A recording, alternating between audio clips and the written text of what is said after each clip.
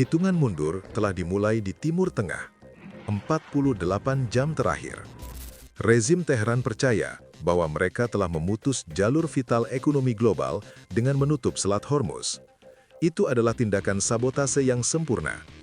Namun, ultimatum 48 jam dari Washington dengan tenggat waktu yang semakin ketat mengguncang tidak hanya Timur Tengah, tetapi juga fondasi arsitektur keamanan global. Sementara Iran mengira mereka mencekik dunia, koalisi besar yang dibentuk oleh 22 negara dengan kecepatan yang belum pernah terjadi sebelumnya mengubah Iran yang telah mengambil peran sebagai pemburu di Selat Hormuz menjadi mangsa tak berdaya yang terjebak dalam perangkapnya sendiri. Jerat semakin mengencang, tetapi kehancuran sebenarnya tidak terjadi di depan kamera. Kehancuran itu bergerak menuju targetnya dalam kegelapan pekat lautan. Inggris bertindak atas perintah rahasia langsung dari Perdana Menteri, diam-diam telah mengerahkan kapal pemburu bertenaga nuklir paling mematikan dalam armada angkatan lautnya ke perairan Teluk. Anda akan segera menyaksikan kenyataan pahitnya, bagaimana senjata hantu ini, mimpi buruk terbesar Iran, akan menghancurkan keseimbangan militer di kawasan itu dalam hitungan detik. Sekarang, kita sedang meneliti langkah demi langkah bagaimana seruan Donald Trump yang mengejutkan, yang mendesak sekutunya untuk mengambil tanggung jawab aktif, telah menggerakkan pengepungan militer yang sempurna ini. Setelah Iran secara de facto menutup Selat Hormuz, Trump mendesak kekuatan Eropa untuk mengambil langkah-langkah yang lebih konkret. Dia mengkritik mereka karena tetap ragu-ragu dan gagal mengambil inisiatif dalam menghadapi krisis besar ini. Dia menggambarkan keterlambatan Eropa dalam mengirimkan kapal perang ke kawasan itu untuk melindungi jalur ekonomi mereka sendiri sebagai celah strategis yang serius. Trump tidak berhenti pada kritik diplomatik ini. Seperti yang telah kami tekankan di awal, dia mengklaim bahwa Iran hanya memiliki waktu 48 jam untuk membuka Selat Hormuz. Dia mengumumkan bahwa jika Selat Hormuz tidak sepenuhnya dibuka, mereka akan menyerang dan menghancurkan pembangkit listrik terbesar Iran satu persatu. Tepat di sasarannya adalah fasilitas besar, pembangkit listrik siklus gabungan Damovan dengan kapasitas 2.868 MW yang memasok listrik ke Teheran. Serangan terhadap fasilitas ini akan membuat ibu kota gelap gulita dan mendatangkan bencana ekonomi. Namun titik balik sebenarnya terjadi di wilayah yang sama sekali berbeda. Peristiwa penting yang mengubah jalannya perang itu meletus di hamparan Samudra Hindia yang terpencil. Iran meluncurkan rudal balistik ke Diego Garcia, pangkalan yang sangat strategis yang digunakan bersama oleh Inggris dan AS. Pangkalan ini dikenal sebagai benteng teraman dan terpencil barat di wilayah tersebut. Salah satu rudal yang diluncurkan hancur di udara. Rudal lainnya dihancurkan pada saat-saat terakhir oleh sistem pertahanan AS dengan susah payah. Namun pesan sebenarnya yang dibawa oleh serangan ini jauh lebih mengerikan daripada daya ledak rudal tersebut. Dengan langkah ini, Iran membuktikan satu hal dengan sangat jelas. Jangkauan rudal balistiknya telah mencapai 4.000 km. Jarak ini mengungkapkan realitas yang akan secara fundamental mengguncang arsitektur keamanan global. Ibu kota di jantung Eropa seperti London, Paris, dan Berlin kini telah menjadi target nyata rudal Iran. Namun, serangan Diego Garcia adalah pemicu terakhir bagi pemerintah London. Tepat pada titik inilah lonceng alarm mulai berbunyi di Inggris, dan pemerintah Starmer segera mengambil tindakan sebagai tanggapan terhadap peringatan Trump dan serangan terhadap pangkalan tersebut. Sebagai langkah pertama, Inggris membuat keputusan radikal dalam menghadapi ancaman Iran yang semakin meningkat. Mereka memberikan wewenang penuh kepada AS untuk menggunakan pangkalan militer Inggris. Bahkan sebelum tinta pada otorisasi ini mengering, langkah militer besar yang sebenarnya datang dari bawah laut. Atas perintah langsung dan rahasia Perdana Menteri Keir Starmer, senjata paling mematikan angkatan laut kerajaan diaktifkan. Kapal selam serang bertenaga nuklir kelas astut Inggris yang legendaris, HMS Ensign, berlayar menuju Teluk Persia. Aset angkatan laut siluman ini diam-diam berangkat dari pelabuhan Perth, Australia. Kapal selam ini berhasil menyelesaikan perjalanan laut yang panjang dan berbahaya sejauh 8.850 km. Dan akhirnya, Kapal selam ini mengambil posisi strategis di Laut Arab bagian utara, tepat di tepi Selat Hormuz. Kapal selam Inggris ini siap menjadi salah satu mimpi buruk Iran yang paling ditakuti. Sekarang, kapal selam ini akan memantau target militer Iran bersama aset Angkatan Laut AS di wilayah tersebut. Jadi, apa yang dapat dilakukan HMS Anson bersama Angkatan Laut AS di Timur Tengah? Dapatkah keajaiban Angkatan Laut Inggris ini membendung Iran di Selat Hormuz? Kapal selam ini adalah raksasa baja besar dengan berat 7.400 ton. Dengan lambung sepanjang 97 meter, ia meluncur di kedalaman laut seperti bayangan yang halus. Berkat reaktor nuklirnya, ia dapat tetap berada di bawah permukaan air selama bertahun-tahun tanpa perlu mengisi bahan bakar. Namun, keunggulan strategis terbesar HMS Anson adalah jejak akustiknya yang sangat rendah. Berkat keheningan ini, radar pertahanan pantai dan sonar kapal selam Iran sama sekali tidak dapat mendeteksinya. Namun, ancaman sebenarnya dari HMS Anson bukanlah pada keheningannya. Sistem peluncuran vertikalnya menyimpan persenjataan lengkap dengan daya hancur yang siap ditembakkan. Rudal jelajah serang darat Tomahawk Block 4 dengan jangkauan 1.600 km siap ditembakkan kapan saja. Rudal-rudal ini dapat melenyapkan pusat komando strategis di pedalaman Iran. Rudal-rudal ini dapat membidik dan menghancurkan radar pertahanan udara serta silo rudal bawah tanah yang terukir di pegunungan. Saat Perdana Menteri Inggris memberi perintah untuk menembak, kehancuran besar akan dilepaskan di daratan Iran dalam hitungan detik. Lebih jauh lagi, persenjataan HMS Anson tidak terbatas pada rudal saja. Torpedo berat Spearfish canggih dalam persenjataannya merupakan pemburu yang perfect untuk kapal selam musuh. Bagi kapal selam kilo Iran yang berpatroli di Selat Hormuz, torpedo-torpedo ini berarti malapetaka. Kehadiran HMS Anson di wilayah tersebut memberikan tekanan taktis yang melumpuhkan pada militer Iran. Tidak seperti kapal perang permukaan, kapal selam ini sepenuhnya kebal terhadap ancaman dari udara. Kawanan drone kamikaze Iran atau rudal balistik Iran yang mematikan kemungkinan akan kesulitan mencapai kedalaman laut. Perlindungan unik ini menjadikan kapal selam ini sebagai pemburu senyap yang perfect di wilayah tersebut. Selain itu, kapal selam Inggris ini memberikan perisai yang tidak terlihat dan tidak tertembus bagi kapal tanker minyak komersial yang mencoba melewati Teluk Mensi. Dalam menghadapi potensi rudal anti kapal yang ditembakkan dari pantai Iran, HMS Anson berpotensi menghancurkan rudal tersebut secara instan di landasan peluncurannya. Namun, jaring pengaman yang telah dibangun Inggris di wilayah tersebut tidak terbatas pada kedalaman laut. Angkatan Laut Kerajaan telah membangun kekuatan militer besar-besaran di sepanjang poros Mediterania dan Timur Tengah. Kapal perusak tipe 45 HMS Dragon yang dilengkapi dengan salah satu sistem pertahanan udara tercanggih di dunia telah berlayar. Kapal perang besar ini berangkat dari Inggris untuk melindungi wilayah udara pangkalan Akrotiri yang penting di Siprus. Tindakan pencegahan juga telah diambil terhadap ancaman ranjau laut yang mengintai di perairan Dangkal Teluk. Kapal pemburu ranjau kelas elit, HMS Middleton, saat ini sedang berpatroli aktif di perairan Bahrain. Persiapan juga telah selesai untuk potensi krisis sipil dan skenario evakuasi darurat. Kapal pendukung logistik besar, RFA Lime Bay, berada dalam status siaga tinggi, menunggu perintah lebih lanjut. Jantung dari seluruh operasi militer ini berdetak di Bahrain, fasilitas dukungan Angkatan Laut Inggris permanen di Bahrain yang menampung 500 personil militer mengkoordinasikan seluruh operasi. Angkatan Udara Kerajaan juga telah memobilisasi semua asetnya untuk memastikan superioritas udara absolut. Jet tempur Typhoon yang mematikan yang ditempatkan di pangkalan di Katam dan Siprus telah menghidupkan mesinnya.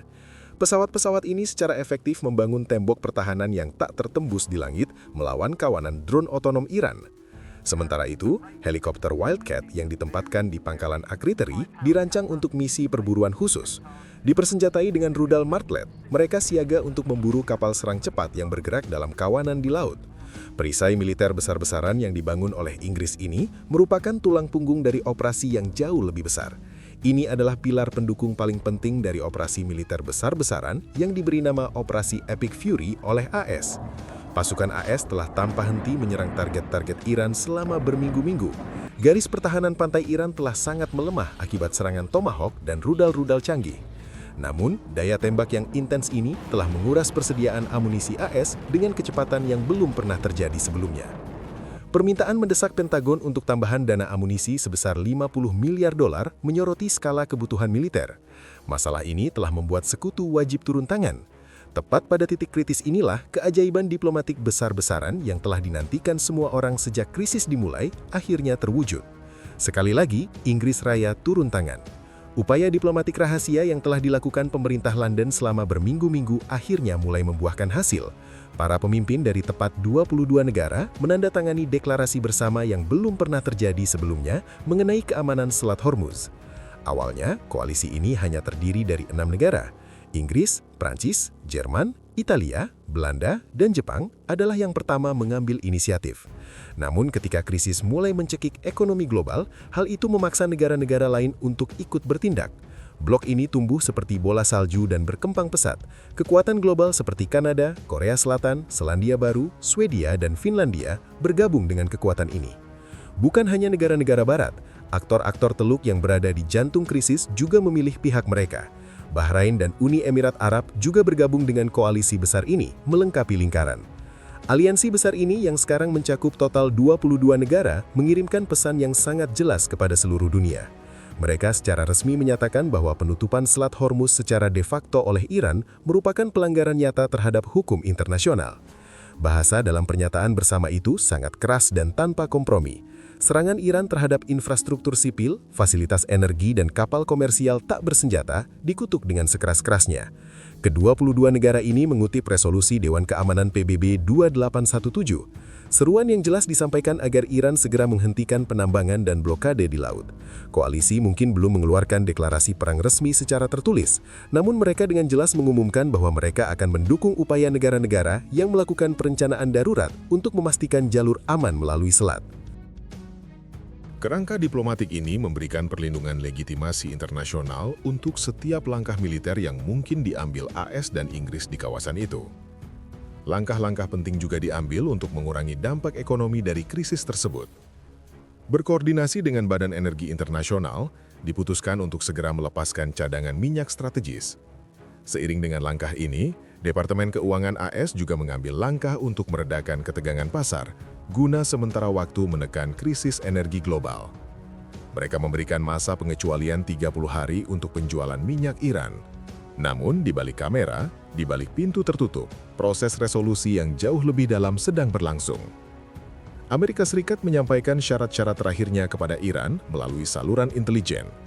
Tuntutan-tuntutan yang dikirim melalui Mesir, Qatar, dan Inggris ini merupakan dokumen penyerahan diri sepenuhnya kepada rezim Trump. Menurut laporan rahasia yang dibocorkan oleh Axios ini, Washington mengajukan 6 tuntutan definitif. Tujuan utama dari tuntutan-tuntutan ini adalah untuk sepenuhnya melucuti kemampuan nuklir dan militer regional rezim Iran. Dokumen tersebut menyerukan Iran untuk segera menangguhkan program rudal balistiknya selama 5 tahun. Perintah tersebut mewajibkan penghentian total kegiatan pengayaan uranium dan pengurangan tingkat pengayaan hingga 0. Penutupan pintu reaktor nuklir penting di Natanz, Isfahan, dan Foro adalah syarat yang paling tidak dapat dinegosiasikan. Selain itu, Iran diminta untuk membatasi jumlah rudal balistik yang dimilikinya maksimal 1.000 unit. Semua dukungan finansial dan militer kepada pasukan proksi regional seperti Hizbullah, Houthi, dan Hamas harus dihentikan. Jadi, apa yang akan dikatakan Iran tentang hal ini? Menurut para ahli strategi militer, tampaknya hampir mustahil bagi Iran untuk menerima kondisi keras ini dalam keadaan saat ini. Penolakan ini hanya menyisakan waktu sebelum percikan kecil di kawasan itu berubah menjadi konflik global yang besar. Terlebih lagi, sekarang sudah pasti bahwa zona konflik tidak akan terbatas pada Selat Hormuz. Api krisis dengan cepat menyebar ke selatan, menuju perairan Laut Merah. Kelompok Houthi di Yaman telah mengeluarkan ancaman yang sangat berbahaya yang dapat mengubah jalannya bentrokan. Mereka telah menyatakan akan memberikan respons yang menghancurkan jika AS menyerang Pulau Kar, pusat ekspor minyak terpenting Iran. Mereka mengumumkan bahwa jika serangan tersebut terjadi, mereka akan menutup sepenuhnya Selat Bab el-Mandeb, titik rawan utama Laut Merah. Skenario mimpi buruk ini berarti rantai pasukan global akan terganggu secara bersamaan di 2 selat vital. Namun ini bukan satu-satunya masalah yang harus dihadapi AS, Inggris, dan sekutu mereka. Sementara perang rudal di permukaan menarik perhatian dunia, ancaman utama yang sebenarnya tersembunyi di bawah air. Ahli militer mencatat bahwa ancaman paling mematikan bagi pelayaran di Teluk bukanlah rudal balistik. Diklaim bahwa Iran memiliki kekuatan rahasia yang secara khusus dibangun selama bertahun-tahun untuk perairan dangkal dan keruh di Teluk, yaitu banyak armada kapal selam yang sangat sulit dideteksi oleh pesawat tempur AS dari udara. Dikatakan bahwa armada hantu ini dapat memasang jebakan mematikan di bawah air untuk perusahaan raksasa komersial yang mencoba melewati Selat Hormuz. Perusahaan teknologi raksasa juga dipaksa untuk bersiap menghadapi perang asimetris dan kotor ini. Kekuatan angkatan laut seperti Jepang dapat memainkan peran penting dalam menyelesaikan kebuntuan ini. Para pejabat pemerintah Tokyo telah mengindikasikan bahwa mereka dapat mengerahkan pasukan angkatan laut jika gencatan senjata sementara diberlakukan di wilayah tersebut. Mereka telah memberi sinyal bahwa mereka dapat mengirim pasukan militer ke Selat Hormuz untuk membersihkan ranjau laut yang mengancam pasokan energi global. Jepang memiliki salah satu armada penanggulangan ranjau tercanggih di dunia di dalam Angkatan Laut Bela Diri Jepang. Jika, seperti yang dinyatakan oleh Menteri Luar Negeri Toshimitsu Motegi dalam pernyataannya pada 22 Maret 2026, keputusan dibuat untuk mengirim kapal untuk operasi pembersihan ranjau di Selat Hormuz setelah gencatan senjata. Beberapa kapal pemburu atau pembersih ranjau yang dimiliki Angkatan Laut Bela Diri Jepang dapat dipilih. Karena konstitusi Jepang, intervensi militer langsung di zona konflik aktif dilarang. Namun, misi pembersihan ranjau dalam kerangka keamanan maritim internasional kemanusiaan setelah gencatan senjata secara teoretis dimungkinkan. Operasi serupa dilakukan setelah Perang Teluk 1991. 6 kapal penyapu ranjau dikerahkan hari itu.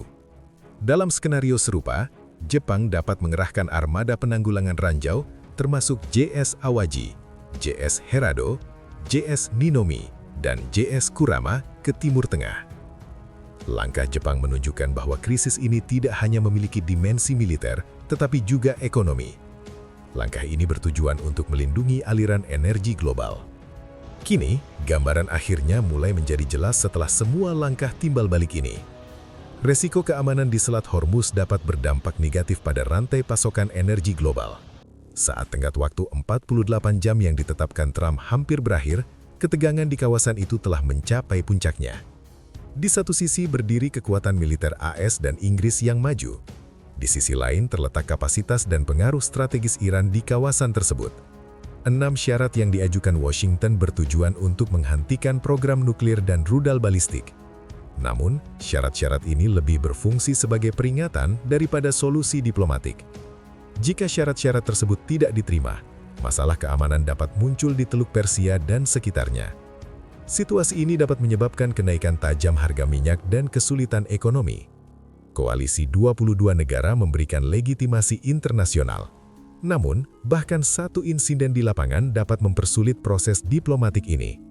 Secara khusus, kemungkinan penutupan jalur laut di kawasan tersebut memaksa sekutu untuk mengembangkan strategi di dua bidang yang berbeda. Persiapan anggaran Pentagon menunjukkan bahwa proses ini bisa mahal. Intervensi potensial dapat sepenuhnya mengubah keseimbangan yang ada di kawasan tersebut. Para pemimpin dunia dan pasar dengan cemas menunggu hasil dari 48 jam ini. Pada akhir proses ini, keamanan maritim akan terjamin, atau era baru ketidakpastian global akan dimulai. Pendekatan militer modern akan menghadapi ujian signifikan dalam proses ini. Fasilitas bawah tanah Iran terus menimbulkan faktor resiko serius bagi lembaga-lembaga Barat. Ada kekhawatiran bahwa tindakan yang menargetkan fasilitas-fasilitas ini dapat menyebabkan resiko lingkungan. Sikap yang diambil oleh Tiongkok dan Rusia dapat menentukan arah krisis ini. Langkah-langkah potensial Tiongkok terkait Taiwan dapat semakin memperumit balans strategis global. Perkembangan ini mungkin menandakan bukan hanya periode ketegangan, tetapi juga awal dari era baru. Krisis ini yang dimulai pada musim panas tahun 2026, kini telah melampaui sekedar masalah regional. Gejolak ini berfungsi sebagai ujian bagaimana tatanan dunia masa depan akan terbentuk. Kita sekarang telah mencapai titik kritis, dan fokus politik dunia tertuju pada keputusan yang akan diambil. Entah lingkungan yang damai dan tenang, atau kelanjutan dari lanskap Timur Tengah yang kacau yang ditandai dengan bentrokan yang terus berlanjut. Jadi, kejutan seperti apa yang menurut Anda menanti kita di hari-hari mendatang? Kami menantikan komentar Anda. Terima kasih telah menonton dan sampai jumpa.